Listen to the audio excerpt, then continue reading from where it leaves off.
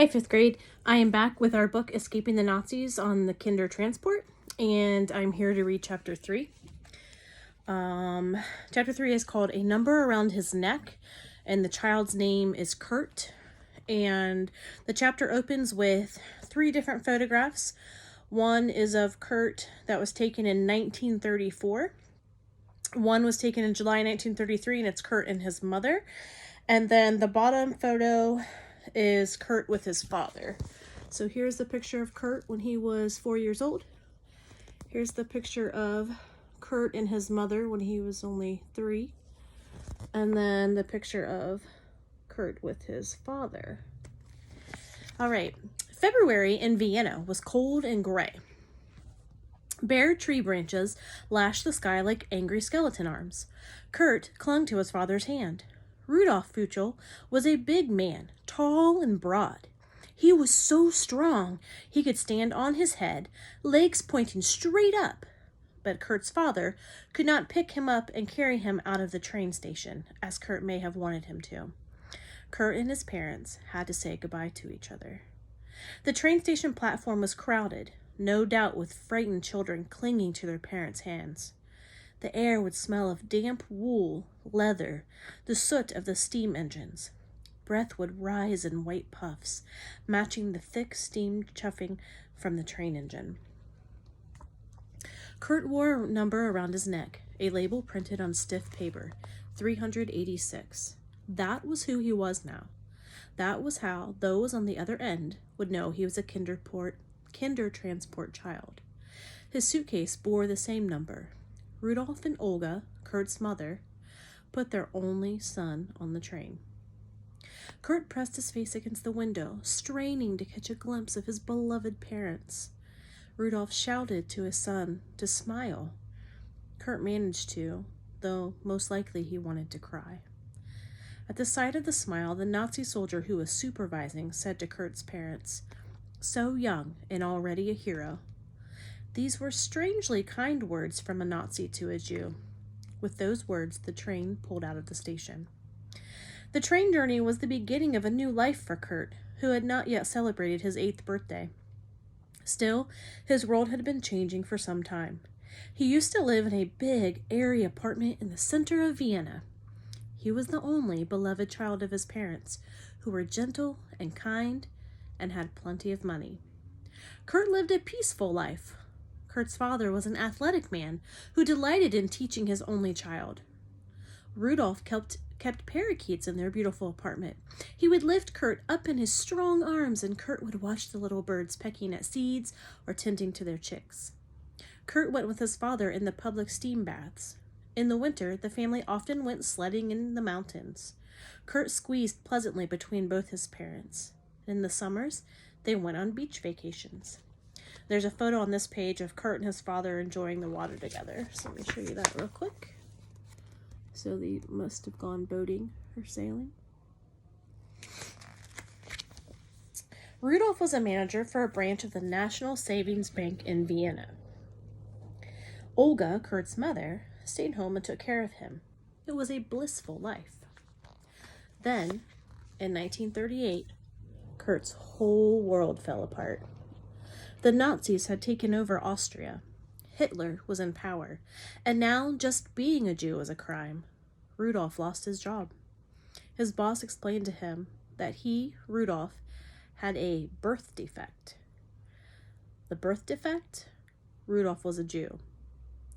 Then his family had to move, and move again. Why? Kurt wondered, but he didn't know. After all, he was only a little child. He wrote about it afterward, as he understood it in his childhood. And he wrote, "Times are bad.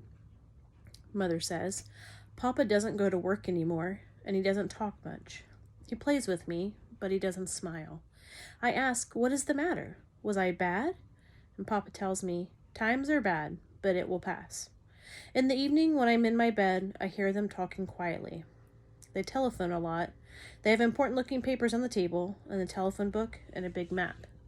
I'm not allowed to go to my old school with my friends anymore. I have to take the tram all the way to the end and then walk through some woods. The school isn't a real school, but a house. The class is in Herr Buchsbaum's living room. All the big people furniture is pushed up against the wall, and we sit on little stools in the middle of the room. There are only 10 of us, and we are all Jewish. Today the tram conductor said a bad word. He pulled the bell on the wrong side of the tram, so that it rang in the back instead of the front. The trams used to run on the left side, now they run on the right side. I talk to all the people on the tram and tell them the bad things that Herr Hitler has done, like telling Papa he can't work at the bank anymore. I can't go to school alone anymore. People on the train were angry that I was saying bad things about Hitler, so now Papa takes me to school and back home. We don't talk while we're on the tram, but when we walk in the woods, he tells me that people will be very angry if I say bad things about Hitler. But he's a bad man, I say. Papa nods, but doesn't say anything. Kurt's family had to move again. Then they had to move again. A new law stated that any Nazi supporter could take any apartment that Jews lived in, no questions asked. And Kurt later wrote, Frau Januba comes and shows Mother and Papa a piece of paper. I see that it has on it the silly twisted cross and several stamps with pictures of a big bird, an eagle, I think. She says, this apartment is mine now. Papa is very angry with her. He shouts, how dare you take all we have worked for?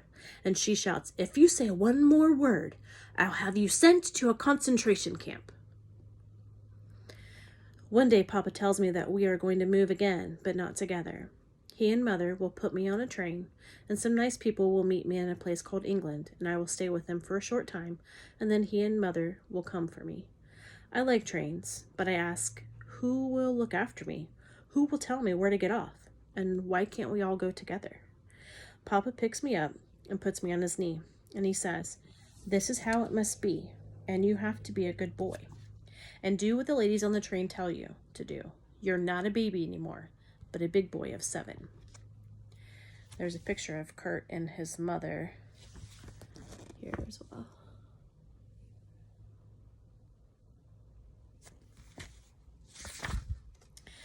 Kurt became a refugee. So were all the children on the train with him. Wearing his label, Kurt rode the train from Vienna to Antwerp, Belgium. There, he and the other children were loaded onto a freighter ship sailing for the east coast of England.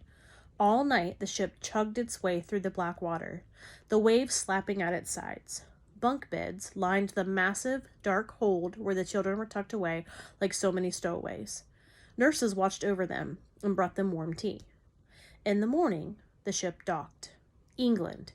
Kurt might have swallowed bravely, squared his shoulders, taken a firm grip on his suitcase, and walked down the gangplank to his new life. So there's a picture of Kurt. Kurt's on the right, and it's his friend, with his friend John in Vienna. So there's another picture for you to see. Okay, and that was the end of chapter 3. So I'll see you when we're ready for chapter 4. Bye.